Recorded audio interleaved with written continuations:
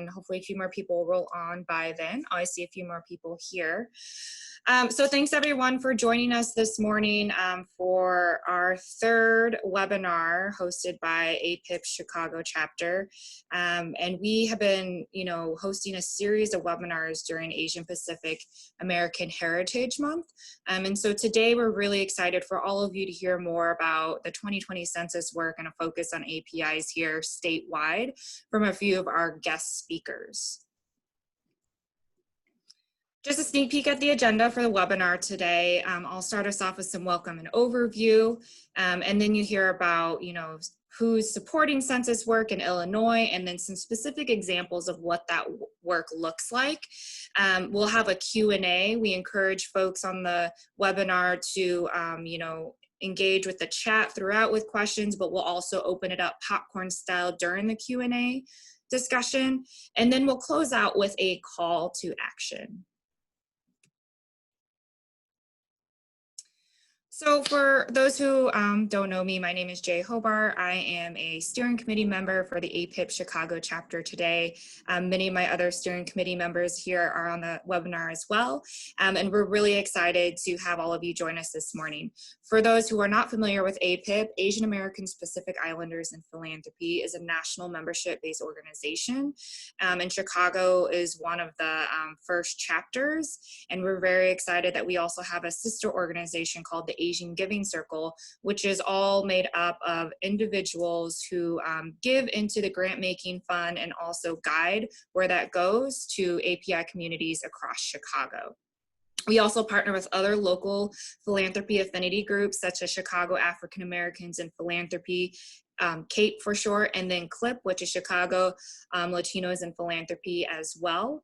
And most recently, we came out with a joint statement as a call to our peers to really act during these very challenging times during the pandemic, and how to lead our grant making and actions through an equity lens. This webinar will be recorded and posted online afterwards. So for those on the webinar today, please feel free to share this with your network. So you may think the information shared today will be helpful. We are going to have everyone on mute until we get to the discussion portion. Again, send your questions to the group chat and we will go through them during that time. And then also, if you're not already signed up for our newsletter, if you want to connect with us in our LinkedIn group, just email me directly and we'd love to have you stay engaged with us and keep updated on the activities and announcements that we put forth on about a monthly to quarterly basis. And so now I want to turn it over to Halesh Patel. He is a program officer over at the Field Foundation of Illinois, and he is going to be providing a brief overview of the 2020 census. So Halesh, I'll turn it over to you.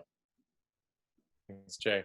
So I just wanted to go over some quick basic facts about the census. And I also wanted to give the caveat that even though there are basic facts about the census, there's so much that is hidden, which is why it's really important that we have our presenters here today to talk about what it means to be counted and what it means to exist in communities that might not be getting the access to this information. So first off, the census happens every 10 years, and it's an actual enumeration. By enumeration, it means it's an actual count of every single person living in the United States. And that's not restricted to citizens. It's defined by any person who exists in the United States who is living and or working, and it's defined as people who are living and sleeping in a residence. So it counts people by residence.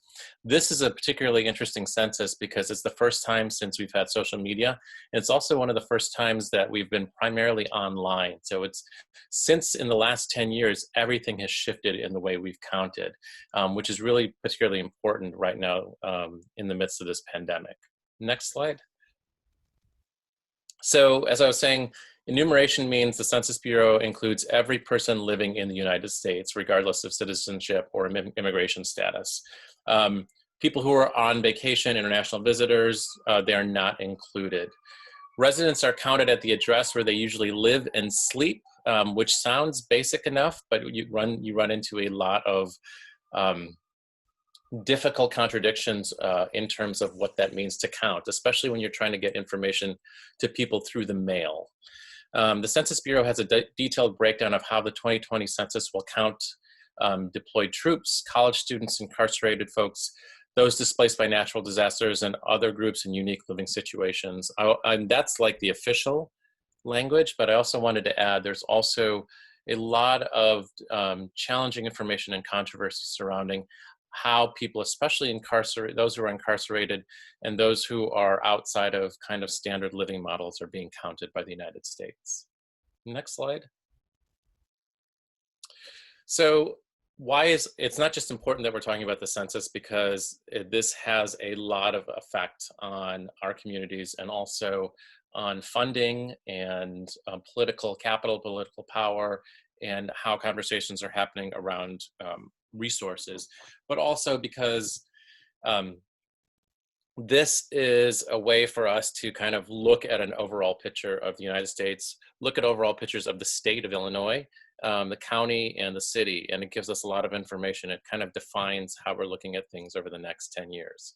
So because of the pandemic and because of various different issues, this has been extended.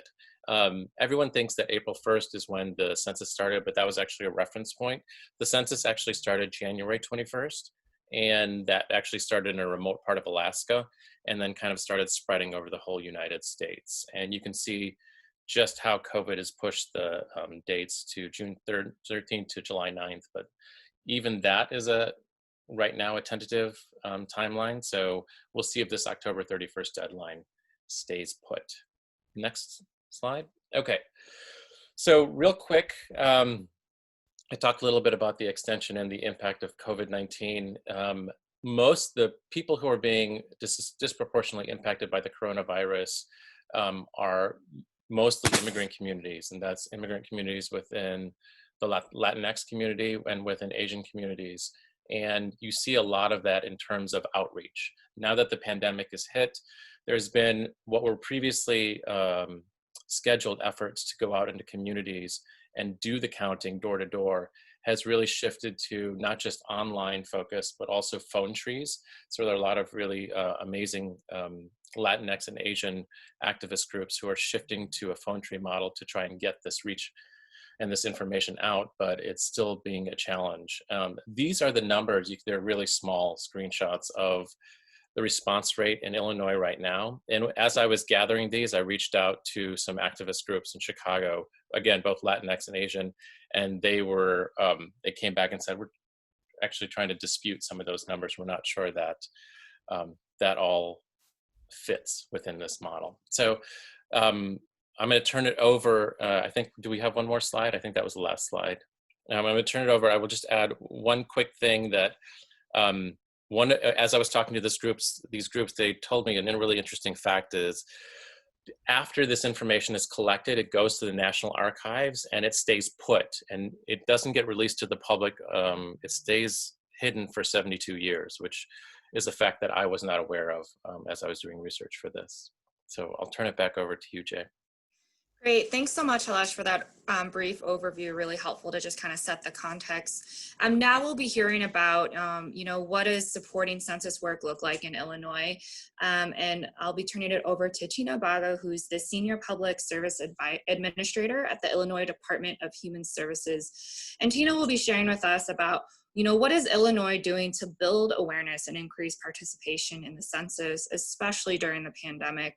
How are API communities being targeted in their outreach?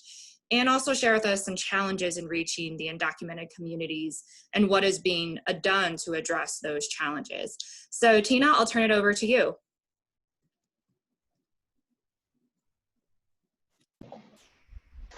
Good morning, everyone. Thanks for having me. All right, so I work for the state of Illinois. And for those of you who are not familiar with what happened last summer, but Governor Pritzker issued an executive order, which was kind of unprecedented, and he allocated $29 million to fund census work. The vast majority of that went to community-based organizations, and I will go over some of that investment really soon. It's just what I said. Next slide, please. So what the Department of Human Services was tasked to do, and what Secretary Ho was tasked to do, was to release this money, this grant funding, through a competitive process to make sure that all of the hard-to-count communities across Illinois received proper outreach, awareness, and funds to be able to do the groundwork to get people to complete the census. So we built partnerships with other state agencies to be able to leverage their networks. We have partnerships with the City of Chicago and Cook County. We have used technology, relationships in the business and philanthropy community, and we've used our legislators to be able to be census ambassadors as well. Next slide, please. So the money that was released back in July of 2019 went to these regions across Illinois. They were divided up based on population and a hard-to-count index, which factored in a lot of different things: poverty, demographics, geography, things like that. And we used a hub and spoke model. So we had 31 regional intermediaries. These are the primary grantees. And then the 31 primary grantees sub-granted. So we have in total over 360 community-based organizations who've received funding so far. Next slide, please. So these organizations have been our primary partners in getting the word out for a census completion. And their charge has been threefold. So if you look at it as like an upside down triangle, so the largest, broadest charge was outreach and education, and that could be done through advertising, through large events, speaker type events, that kind of thing. And then secondly, direct engagement. So this could be talking to people one-on-one, phone calls, that kind of thing. And then lastly, questionnaire assistance. So just to be clear, you know, this was not like, I'm going to complete the census for you, which is not allowed. But a lot of people in our communities need assistance completing it, or need direction in finding the language resources, or other types of resources to be able to complete the census. Next slide, please. So our legislators have actually been a really amazing, I don't want to say tool, but they represent us, and they have a lot at stake, as well as ourselves. So they have come into play by participating in a statewide census advisory panel meeting, and these happen once a month. They're open to the public, where we talk about strategy, where we talk about response rates, we talk about where funding is going, why things are not moving in certain districts. And we have members of each of the minority caucuses, as well as members from philanthropy on that panel. So as part of the Asian American Minority Caucus, Representative Teresa Ma is part of the panel. Other ways that legislators have supported the census is by doing sort of their own events. Some of them have done caravans or sort of bus speaking events, and then they've hosted town halls as well to promote census participation. Next slide, please. One of the state's partners in the census project this year is UIC. So in particular, the CUPPA, don't ask me what that stands for right now. Center for Urban Development. But anyway, we've been working with several professors at UIC, and they have provided a couple of really great support extensions for us. So in one sense, they have convened our grantees to provide technical assistance, to really get them to share what's working in their own communities, so peer learning, and to really have them understand how to use this data that's coming in from the Census Bureau to their advantage. So if you go to mapthecount.org, it's open to the public. You can see, you can actually see maps, and you can filter them whichever way you want. They will show response data that's coming in from the US Census Bureau, and you can kind of hone into your own community. So if you want to look at Elgin, if you want to look at South Lawndale, it doesn't matter, anywhere in the state, and you can actually see where, so this is different from the national map, which I'm sure many of you are familiar with, which shows response data. This also shows where the state's grantees and sub-grantees are doing work, which is really nice because you can see if there's a deep pocket of low response rate, you can see which regional intermediary is responsible for that area and what they've done to date. So sometimes the information can be overwhelming, so don't click on all the filters at once. That's my one piece of advice, because otherwise it'll look like a rainbow explosion of dots. But it's been a really useful tool in really honing in on some very specific census tracts. Next slide, please. We also have a text service that's free to use for anybody. So if you pull out your phones right now, so text 987-987 and text census, and you will have an automated system that can answer your questions. So I've asked it questions like, when does the portal close? Or I've heard some of the questions that have popped up, you know, what race should I report? I don't belong in any of these categories.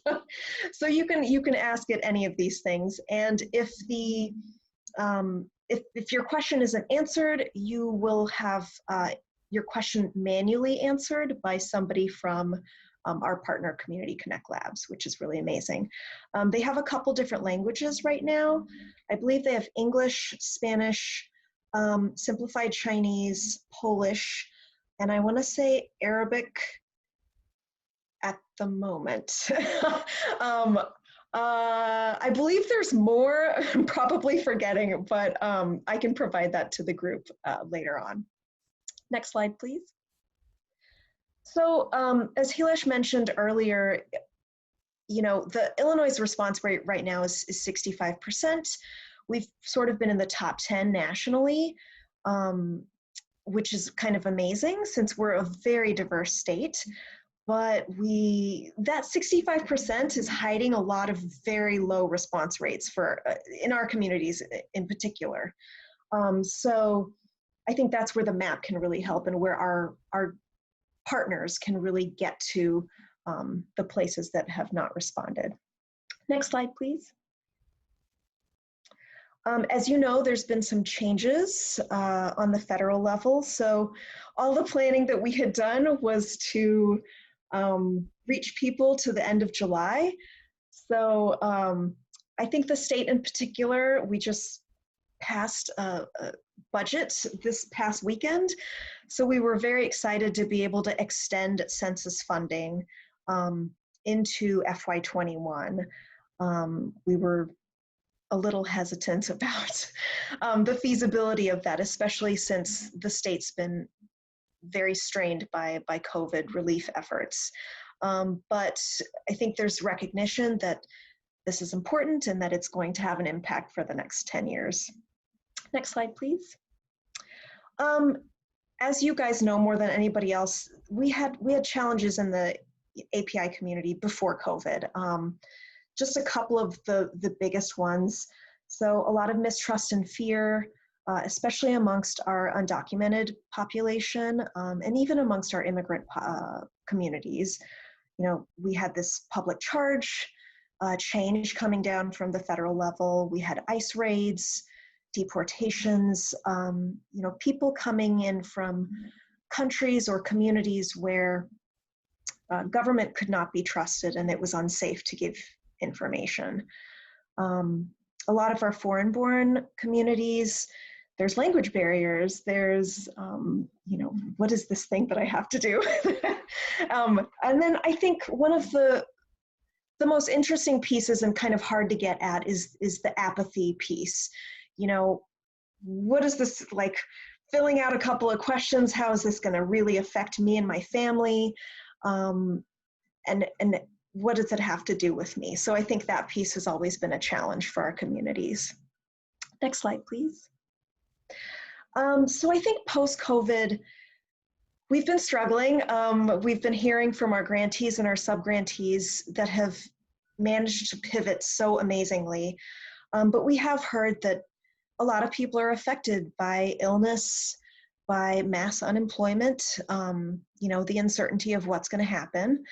And even though people have been able to do a lot of digital and virtual assistance, there's something to say about face-to-face contact and being able to help somebody right there in person. And a lot of people in our communities, that's often the most effective way of getting them to fill out the census. The other uncertain piece for us is the state will be able to, we only found out this weekend, but we'll be able to fund our grantees through the end of October. But the city of Chicago, Cook County, some of our philanthropy partners will not. They may be doing some sort of digital outreach and continue that, but they may not be able, they're not going to be able to fund their grantees until the end of October. So there's going to be a gap and we need to fill that somehow. Next slide, please. So I think what's been really heartening that we've seen on the state level is our grantees have paired COVID assistance with census outreach, and they've done it in such creative ways. They've done wellness checks with constituents and with people that are vulnerable, seniors, families in need. So pairing food delivery with census literature. There have been these drive-by events, sometimes attended by legislators and other leaders, and people have been given hand sanitizer and hygiene kits.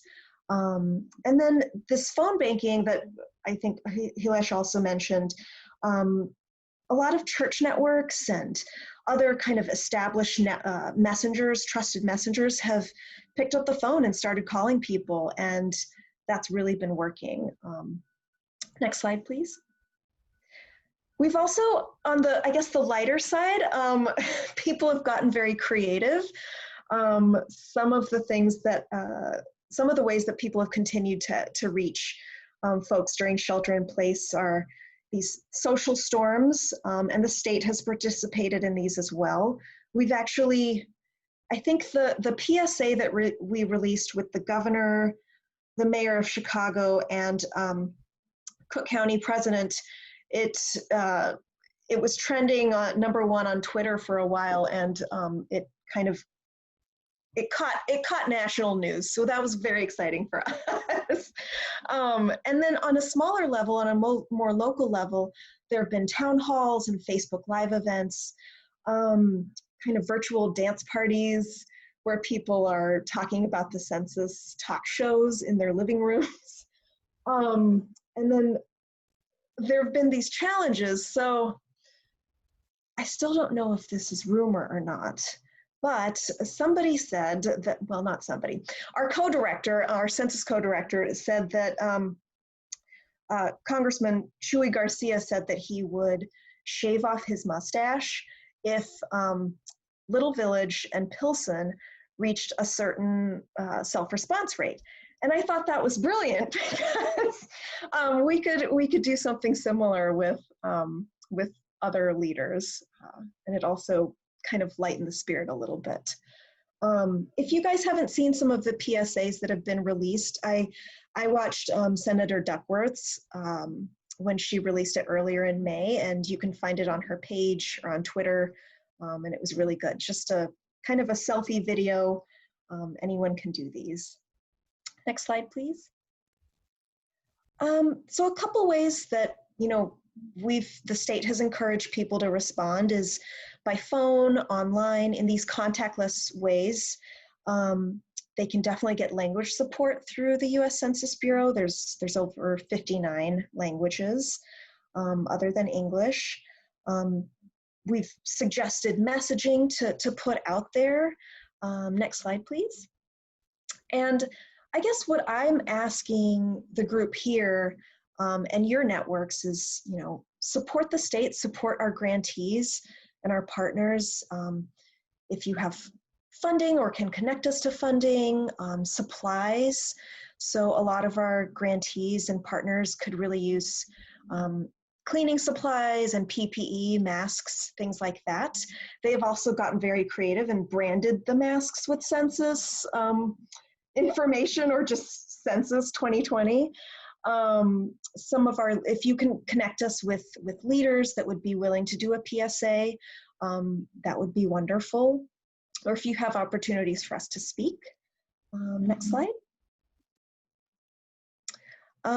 If you can issue a friendly challenge amongst your friends or family networks or your community networks, that would be kind of exciting. If you're able to secure advertising space for us, that is always helpful. We have found that activating youth is very effective. And if you're willing to write an op-ed for us, I can definitely connect you with somebody who can help with that. Or if you would like to nominate somebody who could write an op-ed. And I think that might be my last slide. Yeah, so if you have any questions, get in touch. Happy to help. Text 987 with your questions and visit our map. Thanks, guys. Thanks so much, Tina. And you offered a number of really important resources that folks can look more into after this webinar. And also the virtual question thing, the texting is really neat. I mean, that's just a great way to engage and get those questions out there and answered to encourage more folks to engage in the census and participate. And so now we'll be hearing about some examples of the census work in Illinois. And we're going to kick it over to Dr. Dilara Saeed, who is the president at the Illinois Muslim Civic Coalition. And Dr. Saeed is going to share with us about the coalition's census work in regards to who their target constituency is and some specific narratives about their work and their focus on representation within the census. And then also Dr. Saeed will be share some highlights and challenges within their work, particularly during the pandemic. So Dr. Saeed, we'll turn it over to you. Thank you, Jay, and thank you to the AAPIP team for inviting us. So I want you to go back to the last slide because there's something we have to say before we start with census work, which is, wow, thank you. And the appreciation. The census is a model of where funders, Forefront, Joyce Foundation, McCormick Foundation, Asian American Giving Circles, and the government with its funding and resources, the Illinois Department across the states, county departments, city level departments, and then individual organizations and influencers have come together for a common goal. Jay, you said Illinois is one of the most diverse states. Yes, it is. And so we needed to have this community of organizers, influencers, and leaders come together, and census is where we did. So I think we need to say that. The Illinois Muslim Civic Coalition is proud to be one of them. So let's go to the next slide. And when you talk about the work that we do, our work has been focused in civic advocacy, leading towards civic justice for communities that are often marginalized, let's be honest, often just invisible at policy tables and invisible in places where decisions are being made for us, all of us. And so the work we've always been doing is advocacy and policy work with legislation, impact and engage in impact briefings for legislators to help them understand issues across communities of color and communities of low income. We've been involved in voter engagement, but in 2020, starting in 2019, we've really been heavily involved in census and redistricting, because that really impacts all of the others. So who is our constituency? If you were to put 100 people in the room who identify as Muslim, at least 40 of them would have family members who are Christian, who are Jewish, who are Hindu, and who are in different sects of the Muslim faith. So you've got diversity of faith even within a faith. I have a cousin that I adore who's married to an Irish Catholic woman, and one of their children is named Zeba, which is a name of a queen in Urdu, and the other one is named Declan, which is a traditional Irish name.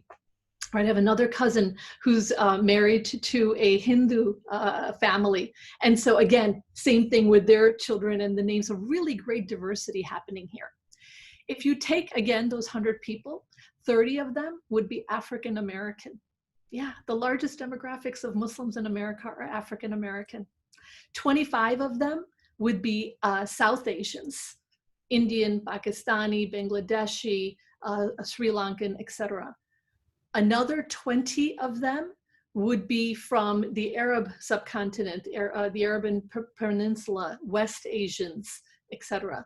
And a good 20 of them, 20 of the 100 people, would be people from East Asia, Southeast Asia, from South America, from Europe, and from America. So the diversity in our name is a diversity in Illinois.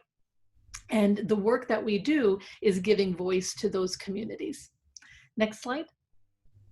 And so for census, like zooming into this work, there were two main phases. One was the education phase, which we worked on in 2019, all through 2019. What is the census?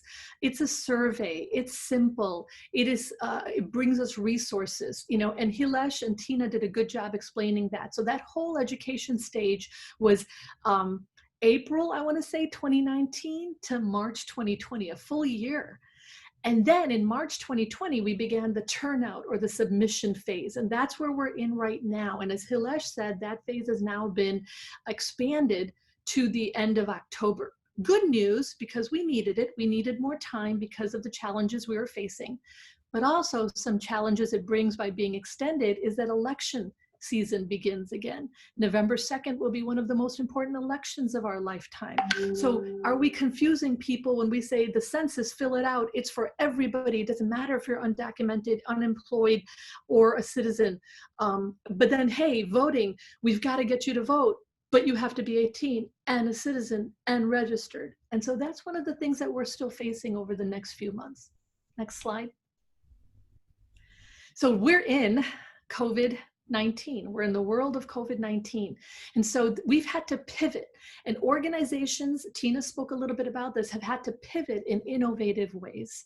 And so our organization, with our partners, with our funders, has pivoted drastically. Our goal is the same. Our messaging is the same about the importance of the census, but the ways we're getting there are very different, very social media focused, very phone one-on-one focused, etc. So we know through coronavirus, people are dealing with unemployment, people are dealing with health issues. We know that coronavirus has disproportionately impacted communities of color. And so we have to first focus on that, and also say to them, and in times like this, census is even more critical, because if we count, we can bring more resources to the challenges we're facing with COVID. So we have Care Coalition that connects people who need care with people who give care.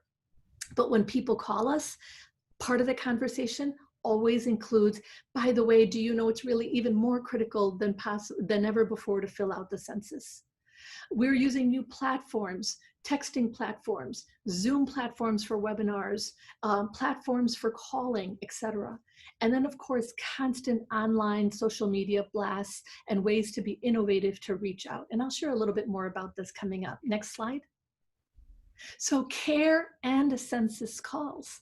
Since over the last month, we've made over 7,000 calls in the state of Illinois to communities of color in Rogers Park, West Ridge, South Side, in Englewood, and in Lawndale, and in Washington Park, Northwest suburbs, in Hanover Park, in Streamwood, and in Springfield, and in Rockford, making calls, first asking again, how are you? How is your family? We hope you are well. We're in this together as Illinoisans and Americans. And then saying to them, you know, the importance of census right now is more than ever before. Have you filled out the census? Can we help you do it? So it's good for the residents. We're able to complete our mission, and part of our funding is being used to offer paid jobs to those callers for the support for unemployment. So we pay up to $600 per individual. We train them. It's a $15 an hour position, so it meets our minimum wage aspirations for now. And we've had now, we have probably jobs, we can make up to 60 jobs, and we're almost complete now. And we've had several training webinars throughout the months of April and May. So people have been coming on in waves to do this work. Next slide. Very simple message right now is, did you receive the letter from the Census Bureau? Yes. Well, you can still fill it out. No, you can still fill it out. And then the messaging. And we've done in a lot of creative ways, but everything is to drive people to my2020census.gov. Drive them today to that website, or drive them to the phone number to complete the census online. And so really, however the messages I'm going to show you today, this is the main one. Let's get going. Next one. All right, so we've also got a 2-minute video on how to complete the census in 5 minutes. And again, we use youth because we know they're one of the populations that are underrepresented. We use elders. We know their population is underrepresented. We have elders speaking in the languages of Asian communities so that they're saying to their own fellow colleagues to finish the census and how important it is. And we have music videos. So next slide, please. We're going to show you a clip of a music video that we've produced to get people like just the census jingle in your head.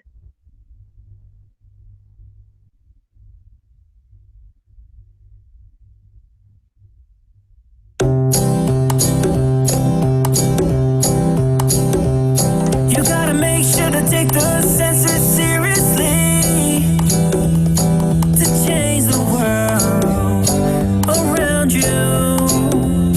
You gotta make sure to make the most of your opportunities, and we'll be right there beside you. Find out what we're made of. We are called to help our friends in need. Count on me like I'll be there. If you want to hear all of it, you can go on ilmuslimciviccoalition.org or illinoismuslims.org. And that jingle now stays in my head. I hope it stays in your head for a long time. So those are some of the things that we've said is like, you've got to touch the heart. You know, Hilesh and Tina really talked about the value of the census. But for an everyday person sitting in their living room through shelter in place, you got to touch their heart. You got to make it work for them. So number one was music, right? That's important to us. Number two, stories. And so our community is so diverse. We had to tell multiple stories. We have 20 different stories. If you wouldn't mind putting this in presentation form, Jay. 20 different stories of every single type of background. And they say why they want to count in the census. I want to talk to you the story of Chris. Chris is a 20-year-old. By the way, he just graduated from UIC. He's 21 years old now. He graduated and he's going to go to law school. But Chris is an undocumented Latino first-generation college attendee. He wants to be counted because of the Islamophobes who say he's Muslim and he shouldn't be counted, because of the xenophobes who say he's Mexican and he shouldn't be counted, and because of those who say he's low income or a racist, etc. So he will be counted. You know, Fatima, who's a trustee at the Northeastern Illinois University, saying she wants to be counted because she wants to be at the table. Here she is. She wants to be at the table. It's not you and me she wants to be at the table. She wants to be at the table, the new generation. And so we have about 20 of these stories ranging from every demographic that we cover to have people connect with the story and then want to become part of the census to complete it. And so let's go to the next slide. Music, storytelling, language. And so we have to, again, approach people in the languages where they speak, where they are. So we have everything that you see is translated in English, Spanish, Arabic, Urdu, French, and Mandarin. Actually, this is all our staff. Our staff speaks all these languages. And so we have them all translated. And then if we needed other languages translated, we're happy to provide them because we have a team that works across language translations. We also will put any organization's logo on any of these materials. So you don't need our logo. We don't care. Let's just get the message out there. So if you're an organization, you'd like your logo on here, please let us know. We'll get your logo on here. We'll get you translated and get it out there. We now have more time, so we have more time to share some of this. Next slide. Again, we started with a thank you and I want to end with a thank you. This isn't possible if we didn't have that collaboration of partners and funding partners and organizational partners. I said some of our partners and our key funding partners started with Forefront and the Forefront Collaborative of dozens of funders, the Secretary of State, the Illinois DHS, Tina's team, Cook County, Crossroads Funds, and family foundations across the state and across the nation. This is important work and we all realize it. Some of our key partners, Indo-American Center, Chinese for a Better American, of every background, Rainbow Push. So every community, we partner with them so that we can do this work together. Census crosses boundaries of race, faith, language, income levels, everything. The census just means that we are American and we have to count as American. Thank you for giving us an opportunity to share our work. Thank you so much, Dr. Saeed. That was incredible insight and just narratives that you were able to share with us. I think really reminding us about diversity within diversity and why it's so important for representation and to make resources that you're providing and supporting so accessible to communities across the map. So really appreciate your presentation on that. Now we're going to turn over to Young-Woon Han. He is the lead community organizer at the Hana Center. And Young's going to share a little bit about why, inclusiveness of the API communities is so important in the census, to really kind of spin off what already Dr. Saeed started sharing about. And then also to, how is the Hana Center reaching and engaging those hard to reach communities? I think both of our speakers have already kind of touched on this. And then also to highlighting some of the challenges and wins within their work. So Young, turn it over to you. Hello, everyone. My name is Young-Woon. I work as a lead community organizer at Hana Center. Thanks all the speakers that have gone before me. I think you guys stole my thunder, and I don't think I have anything else to say. So I'm done. No, I'm just kidding. So can you move to the next slide? So I'm just gonna. A lot of things have already been covered and been shared. So I'm just gonna share some of the stuff that have not been shared. So this is actually the slide that we created after we talked to some of our community members who are, so Hana Center mostly serve Korean American immigrants and Asian American immigrants. And then when we talked to especially Korean Americans in Chicagoland area, they knew what census was and they have done it before, but they really didn't understand why they needed to fill the census. So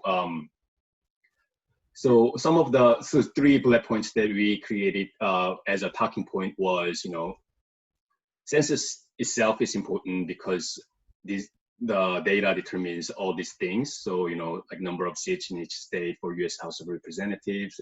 I think I have heard that Illinois is expected to lose at least 1 seat in the House, and it could be 2 seats. And then it is also, more importantly, that it is also used to draw a district next year.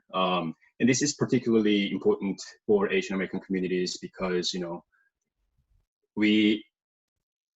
a lot of times we don't have that critical mass to make a district where the Asian Americans are majority of the population, but we can still draw a district to where Asian American voices do matter in making decisions and choosing a person who represents the district. So as we all know, you know, the good example is Representative Teresa Ma in the district that she represents, that she could have drawn more effective map because 2010 census was done more comprehensively, and then more Asian American community members have participated. So we use that example to show our community members why census is important and that their participation actually matters. And then, of course, the third bullet point, you know, a lot of federal funding comes through census data, and a lot of people that we talk to are senior citizens. And we, as it was mentioned before, you know, we gotta personalize it a little bit. So we mentioned something along the line of, you know, like a lot of services that seniors use, such as Medicaid, Medicare, you know, good portion of that money comes from federal government, and then it is determined through census data. So these are some of the bullet points that we share with the community members. Next. Can you go to the next slide? So who are we? So this slide should have been named where are we are canvassing. So Korean Americans, when we talk about Korean Americans, it's a little bit difficult to work with as an organizer because there's not a district where Koreans are heavily concentrated anymore. It used to be like the 33rd ward of Chicago, where the Lawrence district, Lawrence Avenue is. And also is where Hana Center is located for that reason. But there was a bit of demographic shift among Korean American communities. So they are mostly in northwest suburban areas and pretty spread it out. So it was one of the challenge when we were doing when we were designing the outreach campaign for census. So some of those districts are Illinois State Senate District 7, 8, 13th, and Congressional District 1st, 5th, and 9th. And then so that doesn't mean anything to a lot of people. So in real people's language, it's Des Plaines, Glenview, Skokie, Prospect Heights. And then there are still some senior population in Albany Parkway area where it used to be Korean heavy area. So, and then our campaign was twofolded. As far as when you're talking about the tactics of outreach. So first round was done through door knocking. So we have, and then we also have recruited canvassers, and our challenge there was to recruit people who can actually speak Koreans. So once you directly engage with the community members, they can provide information in the language that our community members speak. And then another one way we addressed this and was to hire a lot of undocumented leaders that we have been working with, so that are actually living in these districts. And so a lot of our workers who are paid canvassers are undocumented folks that we have been organizing with. And so up to the pre-sheltering order, we've been doing a lot of door knocking in those districts. And then after the COVID, and then we're going to focus more on door knocking originally, and then we're going to do a small portion of the phone banking, because phone banking being a very, not the sexist work that we want to do. But after the COVID-19, we had to shift our focus to a phone banking because we could not door knock and make an in-person contact. And then there, we also try to address some of the economic challenges that people experience, especially at the beginning of the sheltering order as they get laid off from the work. So we hired a lot of people, Korean American community members that have recently lost jobs, and then we trained them through Zoom, did a lot of virtual meetings, and they went through the list of, we call it Hana Center list, which is comprised of all the people that have used our services. And because of the demographic shift in the location we are in, it is a very diverse list. It's about 75% Korean still, but 25% of the people that are on the list is either Spanish speakers or people from Mid-Eastern areas that are living in Del Valle Park. So next, there was that. And so, oh, hold on. So yeah, all those people, I think this has been mentioned before, hard to count communities were the people that we were trying to reach out. These include, immigrant families, limited English proficiency, seniors, undocumented mixed status families, single parent household, and especially Korean speaking communities for us. Next.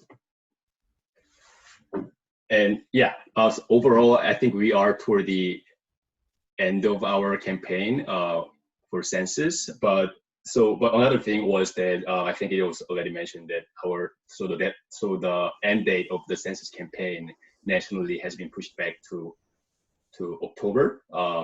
So we are still discussing how we can go about and still do continuously do things, reaching out to the community members and directly engage regarding census, especially like summer and on, we are turning into an election mode. So some of the new strategies or the strategies that we're going to focus on moving forward would be a media strategy. So we are now pushing out a lot of in-language ads in the ethnic Korean media papers, and then also KBC, which is a TV channel, and then radio channel. So we are going to air ads, advertisements that encourage participating in census in Korea. Thank you. Thank you for that overview. And I think in the interest of time, we didn't see any questions pop up in the Q&A. So unless any want to pop up now, we're just going to skip to the call to action. I know that Tina, in your presentation, you already started describing some things that folks can do to support this work moving forward, such as, continuing to support your grantees and their broader networks and partners. You also mentioned, asking their leaders to do PSAs, challenging our own friends into making sure that our response rates are high, right, in responding to the census and participating. Obviously, activating youth, I think that's across the board among our speakers here, really highlighted the importance of that, and then also to op-eds. But I wanted to open it up to all three of our speakers here today to ask what can we as participants on this webinar do to support the census work and other advocacy efforts locally moving forward? I'll go very quickly. In a minute or less, 2020 is critical. We have to also think immediate as well as the long game. So in 2020, we have our state legislator is right now in session doing some really powerful work with policies. This is the time good policies have to get passed. Making Election Day a state holiday was huge. Bringing money to the census early was huge. Our state is going in the right direction. Let's keep it going. So the policy work has to continue. The census work is critical, but now it's also extended. So whatever you were doing to support the census, please now consider it extended for another 3 months. Continue to support the organizations and the work being done in the census.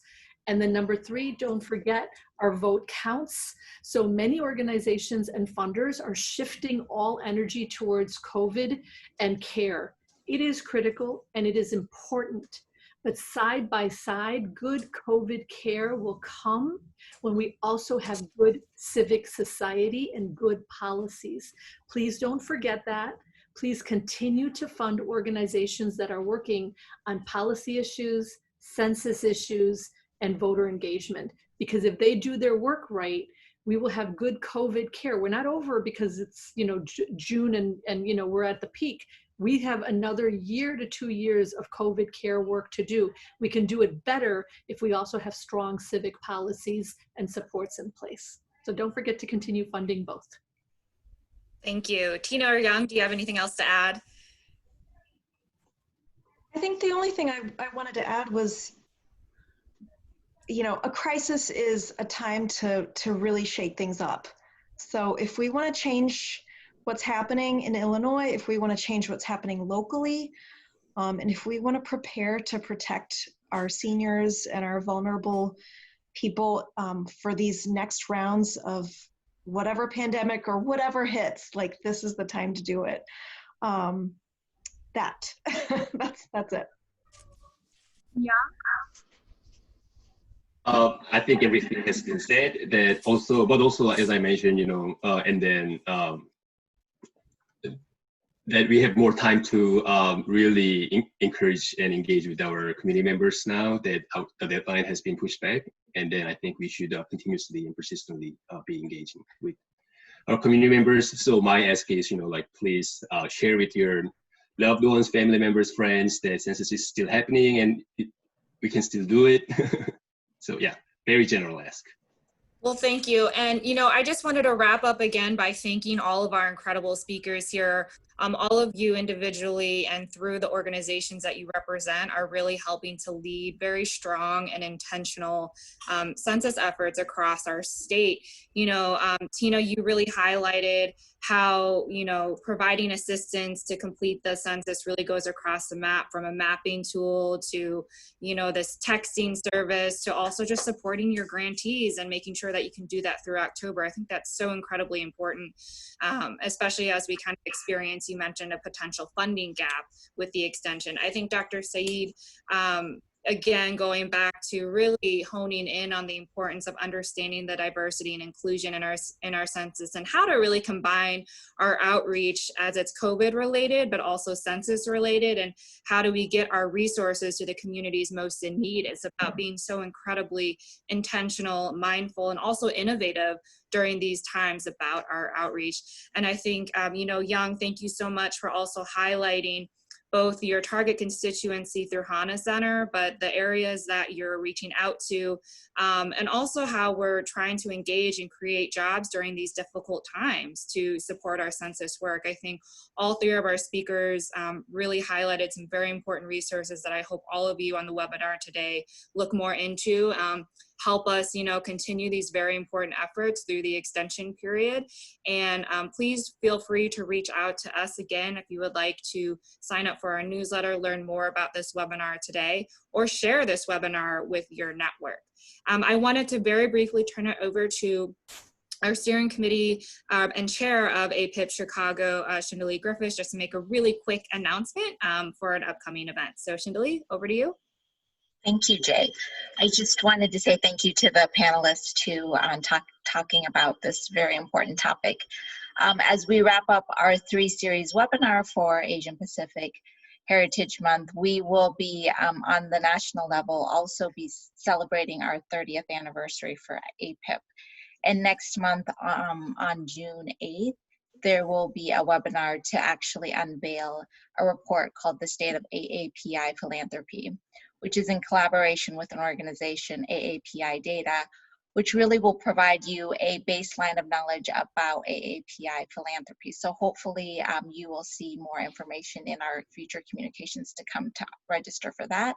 And lastly, just a very special thanks to our steering committee, Jay, Halesh, Divya, and Sonia, who have done amazing work in presenting these webinars that have been so important during this month and for this upcoming year of all this change to come, and really appreciate all their great work and efforts there. Thank you so much and have a great weekend, everybody. Thank you all for joining us today. Have a good weekend. Thank you.